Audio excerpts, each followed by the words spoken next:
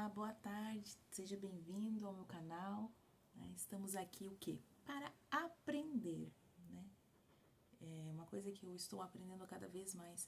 Sentar na cadeira de aluno para aprender é algo muito prazeroso.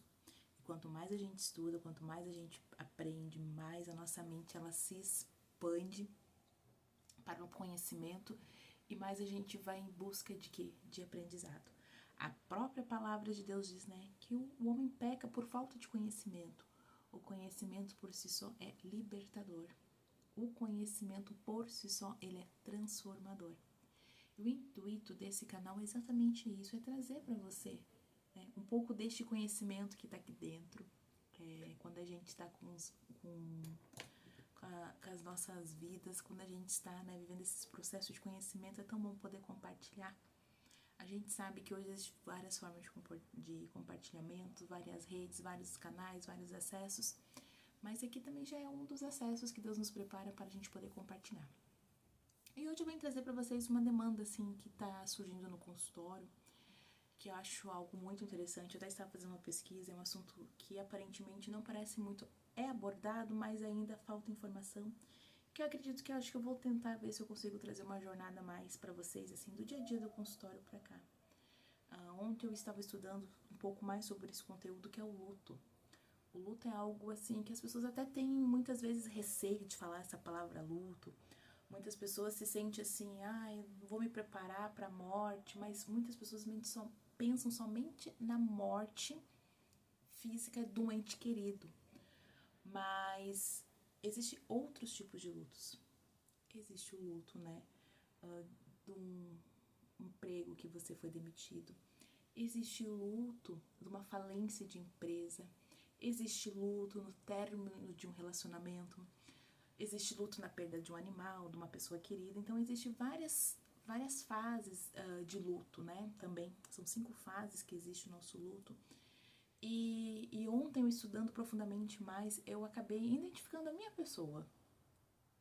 Sim, eu passei por muitos lutos, luto de pessoas, luto de sair de empresa, que eu não queria sair, que eu gostava muito, luto por encerrar uma empresa, luto por recomeçar em outro estado.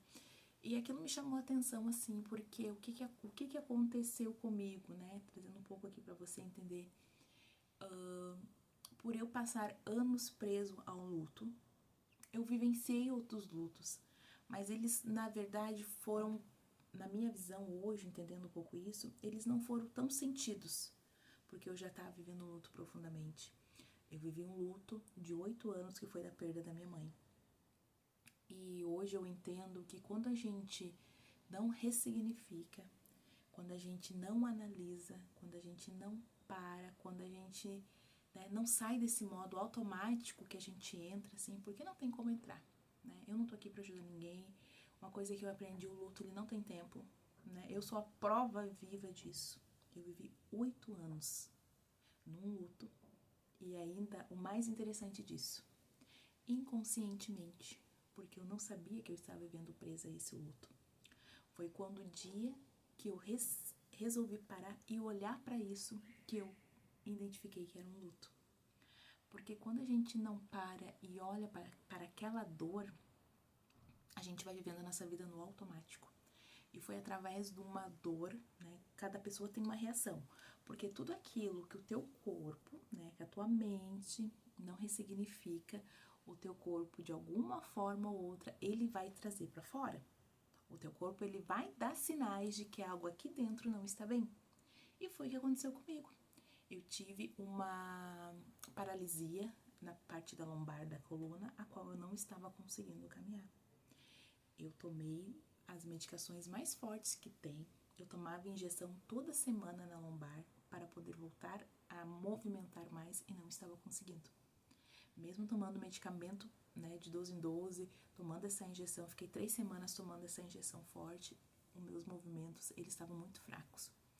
Até que um dia uma pessoa disse assim pra mim, Daia, eu vou te dar um conselho.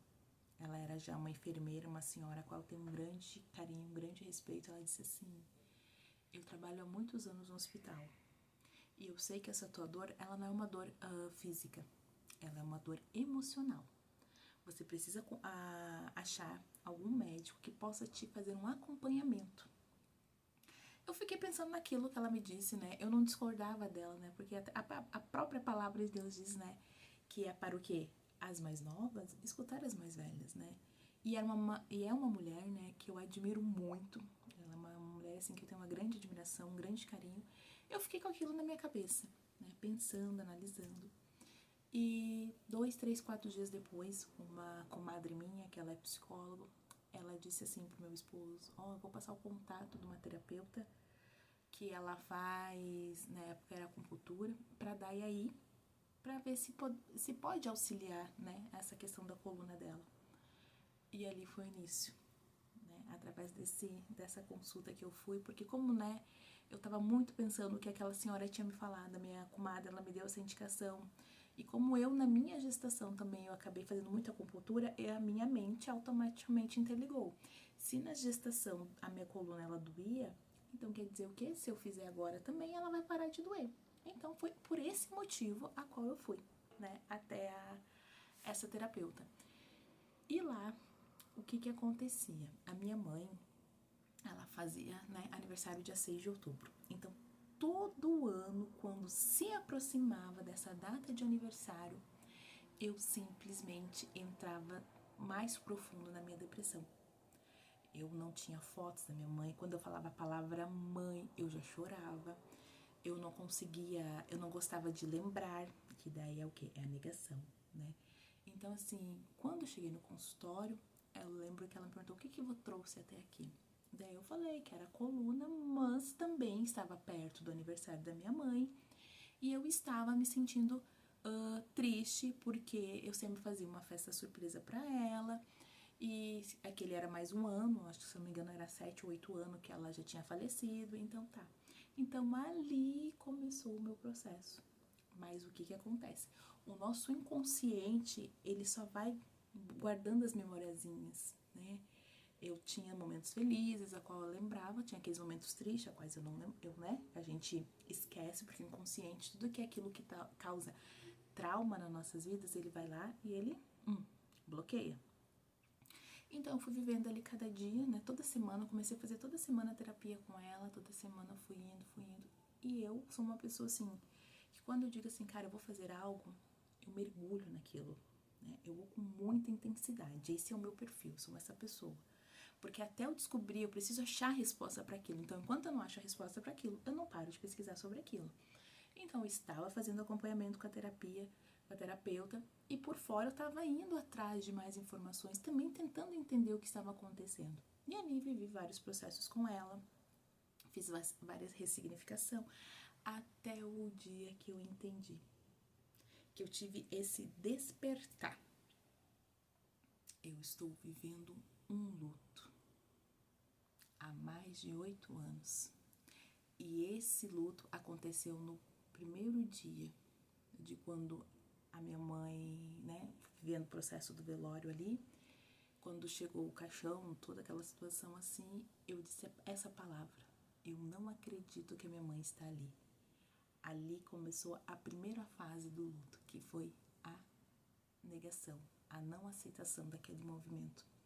E esse movimento se acarretou por 8 anos na minha vida. Então, por 8 anos eu negava que a minha mãe estava morta. O meu consciente sabia que estava, mas meu inconsciente não aceitava aquilo. Então, foi um processo que eu tive que viver, de ressignificar, trazer as memórias boas, olhar para essa criança que estava lá querendo a mãe, que sentia a falta da mãe. Não é um processo fácil, é um processo doloroso, mas a dor de carregar um peso que não te pertence durante todo esse tempo te deixa muito mais cansado, mais pesado, sobrecarregado. Então, entrei naquela depressão profunda, não cheguei a ser diagnosticada, né, por médicos, mas hoje, estudando mais profundo, eu vejo os sintomas, a gente, né, identifica os sintomas. Eu tive 2 crises muito fortes de ansiedade, a qual eu fui parar no médico, isso foi diagnosticado, porque o que acontece, tanto a depressão como a ansiedade, uma se caminha Elas andam juntas de mão dadas, né? Porque faz parte da outra, né? Uma tá presa no futuro e a outra tá presa no passado. Então elas andam assim, ó, grudadinhas, de mão dadas, né? Juntos vamos sempre. E quando eu comecei a ter mais clareza, e o dia que eu li no prontuário médico que eles me deram Rivotril e me deram um laudo, depressão e ansiedade, foi que eu já estava vivendo esse processo de... Na verdade, eu ainda não estava vivendo o processo de terapia. Começou a despertar algo dentro de mim, né? E vivi todos esses processos, fui em busca dessa cura, né? De olhar para minha mãe, entender que ela já tinha ido, que por mais que doía dentro de mim ainda, então quando falava, chorava, todo aquele sentimento, angústia, aquela dor, eu comecei o quê? A viver o luto. Eu me permiti chorar. Porque o que acontece quando a gente perde uma pessoa, e se você é aquela pessoa da família que, você é forte, você dá conta de tudo, geralmente os pais, as mães, eles sempre escolhem algum filho para dizer assim, o dia que eu partir, você toma conta de tudo, né? Então você vira a filha forte. E quando minha mãe partiu, eu já era praticamente essa filha forte, né? E quando ela partiu, eu me tornei essa filha, né, mais forte ainda.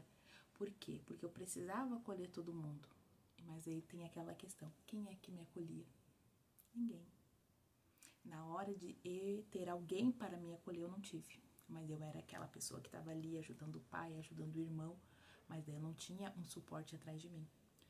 O que acorretou tudo isso, né? Eu cheguei a pesar 130 quilos. 130 quilos. Porque eu entrei realmente numa depressão, só que a minha depressão, ela virou um foco, ela virou o excesso de trabalho. Né? Hoje também eu identifico, porque a gente vai, conforme a gente vai estudando a mente, a gente vai estudando, a gente vai identificando. Virou um borderline, né, por excesso de trabalho, porque a minha vida ela se resumiu somente no trabalho. Então, durante esses 8 anos, assim, foram os anos que eu vivi, eu digo, no automático. Né? De vez em quando ali o Google Fotos, ele traz lembranças daqueles momentos, de fotos, momentos. E o interessante é que na minha galeria está muito trabalho. Porque os 8 anos da minha vida eu vivi no automático, mas eu trabalhei demais para tentar amenizar aquela dor que eu sentia, aquele peso que eu carregava. E é o que a maioria das pessoas fazem hoje, né? Eu trabalhava eu tinha uma gráfica, tinha uma papelaria, então eu ficava focada, eu virava madrugadas, trabalhando, meu filho. Meu filho do lado, que nem a gente usa muito essa metáfora, né? As pessoas, você tem uma casa, trabalha de casa porque você vai ter tempo com seus filhos, tá. Gente, tô dizendo a minha experiência, tá? A gente se anula. A gente se anula trabalhando dentro de casa. Porque você tá trabalhando, daqui a pouco você tá no varal estendendo roupa, daqui a pouco você está lá na cozinha lavando louça, daqui a pouco você tá atendendo a criança que tá gritando, daqui a pouco você volta pro trabalho e sua vida vira um loop.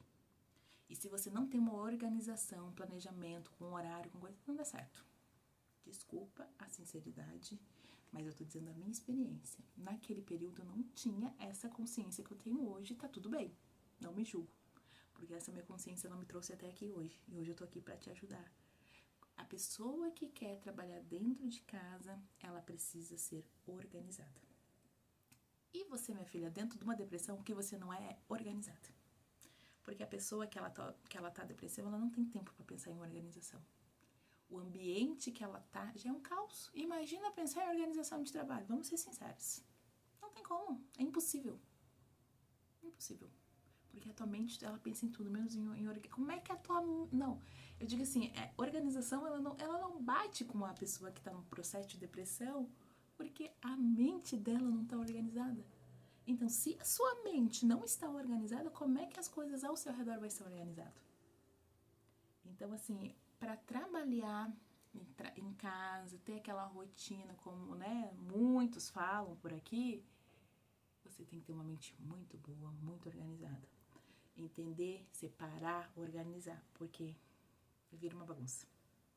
Eu quero realmente conhecer pessoas que têm uma rotina, com horário, tempo disso, tempo daquilo, que não passa assim, ó, um pouquinho, que vai estender uma roupa, que vai lavar uma louça, que vai fazer... Não, ela, acredito que tenha. E ó, eu dou parabéns pra essa pessoa, porque eu não sou assim. Hoje eu aprendi a ser organizada, mas eu ainda carrego essa coisa de trabalhar em casa. Hoje eu atendo pacientes, né, online, mas eu já estou indo para uma clínica. Por quê? Porque para mim, a minha mente entendeu que a organização, o trabalho são coisas que andam separado. Trabalho é trabalho, casa é casa, entendeu? Então, para mim, Daiane, funciona dessa forma. Trabalho de casa hoje, faço os meus atendimentos, mas eu quero trazer essa experiência de trabalho em clínica, porque eu gosto do presencial, né? Eu gosto do contato com as pessoas, eu gosto de conversar, eu gosto do olho no olho.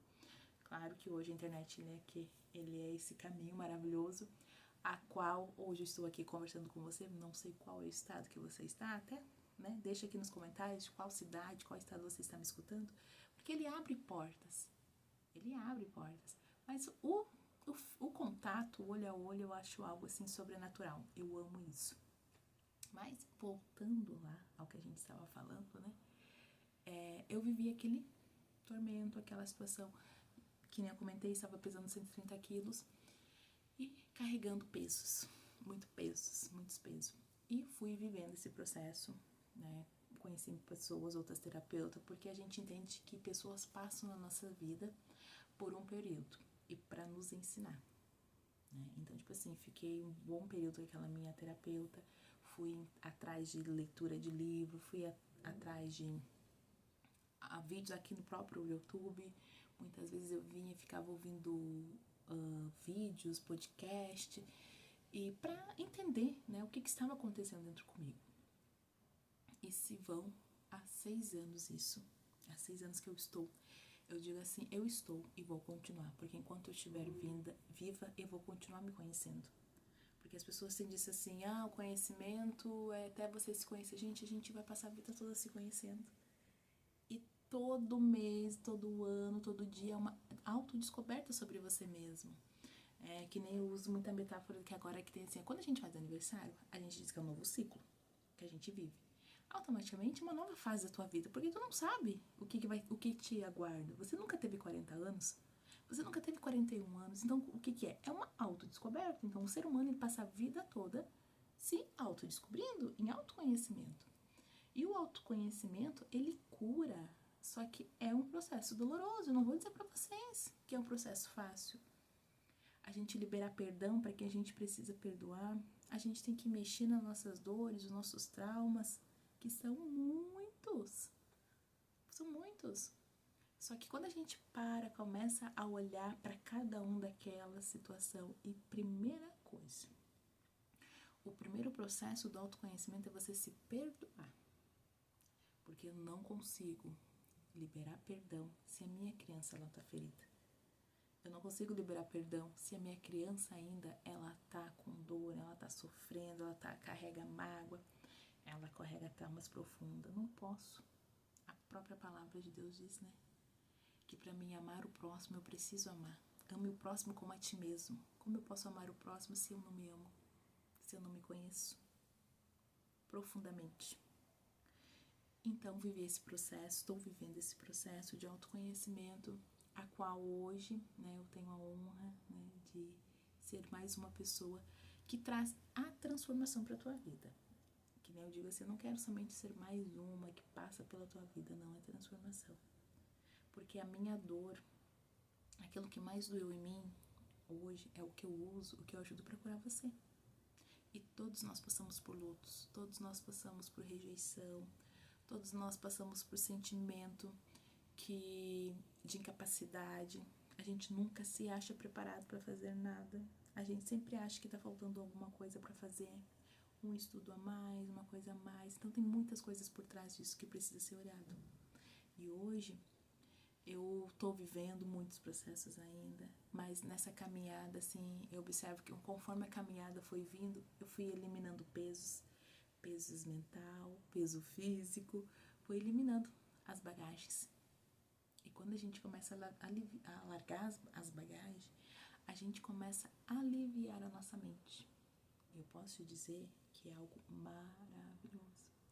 Eu lembro que uma vez eu carregava algo muito profundo que aconteceu comigo e que nunca contei. Hoje eu vivo essa experiência, né, de ouvir meus pacientes dizendo, Eu nunca contei pra ninguém isso, porque um dia eu também falei pra minha terapeuta, eu nunca contei pra ninguém isso. E quando a gente conta, a minha experiência naquela consulta, quando eu saí de lá, parecia que eu estava caminhando em nuvens. Eu fiquei assim, ó, meses, parecendo que eu estava, sabe, lá no céu caminhando em nuvens. Porque foi o quê? Libertador. Você compartilhar com alguém algo que te incomoda, algo que te feriu, alguém que te feriu, e você conseguir ressignificar aquilo, soltar aquilo. Meu Deus, é libertador. Eu nunca mais esqueci dessa experiência. Porque pra mim foi a virada de chave principal pra minha transformação. E hoje a gente fala, né, que o Freud sempre disse, né, que a cura vem o quê? Pela fala. Quando a gente consegue achar um lugar seguro pra conversar, uma pessoa segura pra ouvir, não pra julgar. Pra julgar já basta, né? Pra julgamento já basta as redes sociais. Mas a gente achar aquele ponto de equilíbrio. Alguém aonde vai te mostrar o caminho. Na verdade, não mostrar o caminho, né? O caminho tá ali. Eu digo assim, a gente senta do lado do passageiro, imagina, né, que a gente tá dentro de um carro. Quem tá no volante é você. Por quê? Porque é você que está no volante da sua vida. Eu tô sentado ali do teu lado, ouvindo, te escutando, às vezes ali como é que é a palavra mesmo que a gente utiliza? Te sinalizando.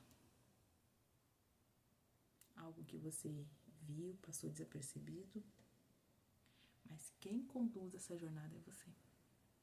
E é assim que é a jornada do autoconhecimento. Quem conduz é você. Nosso terapeuta, psicanalista, psicólogo.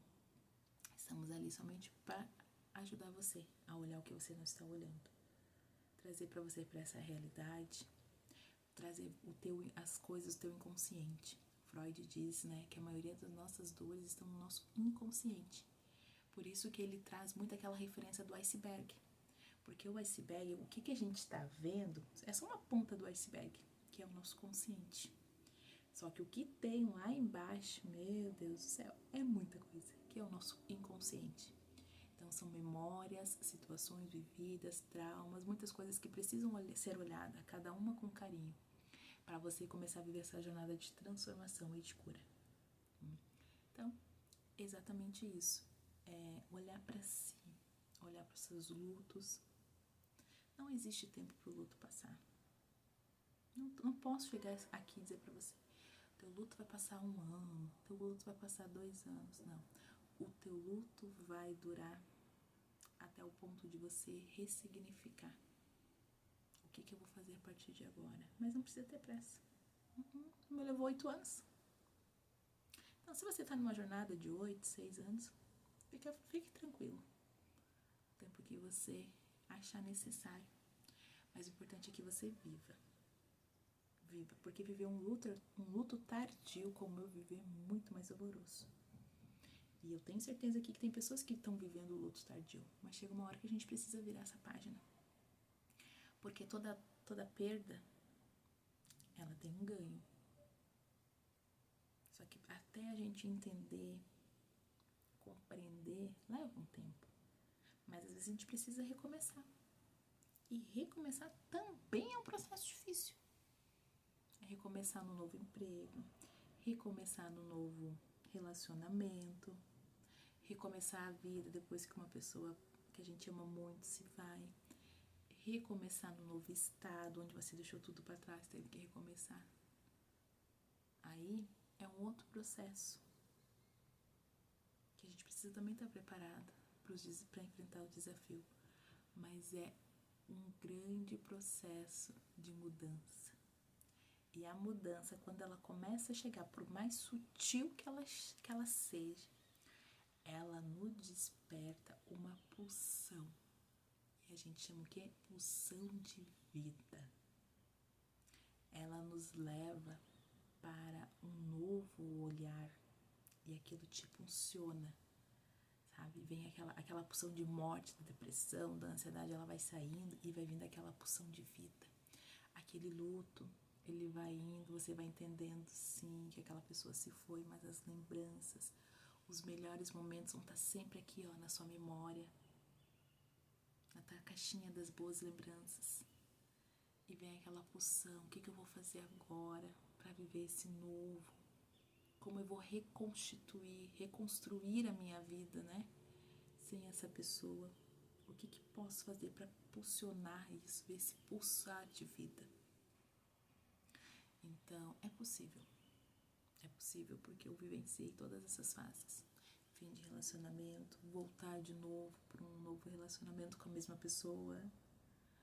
Que nem eu comentei, luto, de perda de uma pessoa que a gente ama, de encerrar ciclos de empresas, de fechar a empresa. Eu vivi todos esses lutos e todos eles eu superei.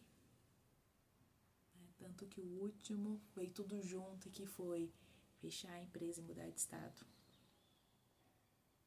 E viver uma mudança de carreira. E numa fase que eu achava que eu não tinha mais, né? Com 36 anos. Vivi meu processo de mudança de carreira. Então o que? É a pulsar da vida. O que eu descobri? Eu me descobri uma nova pessoa. E assim como eu me descobri uma nova mulher, e estou me redescobrindo a cada dia uma nova mulher, tenho certeza que você também vai se descobrir. Então é isso. Se você quiser compartilhar um pouco mais, se você quer, né, saber como isso funciona, vou deixar ali as informações do meu contato abaixo. Precisando de um atendimento particular, de um momento de escuta ativa, alguém que possa te ouvir, que você se identificou, nossa, eu passei por essa situação que eu gostaria de saber como eu faço. Estou aqui disponível para te ajudar. Tá? Vou deixar meu contato abaixo, o arroba do meu Instagram e fico, né, aguardando seu contato e me acompanha aí para mais vídeo. Por favor, segue, curte e segue no canal. Estamos aqui começando. Compartilhe com alguém que você acha que faz sentido receber esse vídeo. E vamos aqui, juntas. Puxa a cadeira e senta. Né? Vamos ter esse tempo aqui para conversar. E gratidão. Desejo um dia abençoado, uma semana incrível, um início de mês incrível para você. E até mais.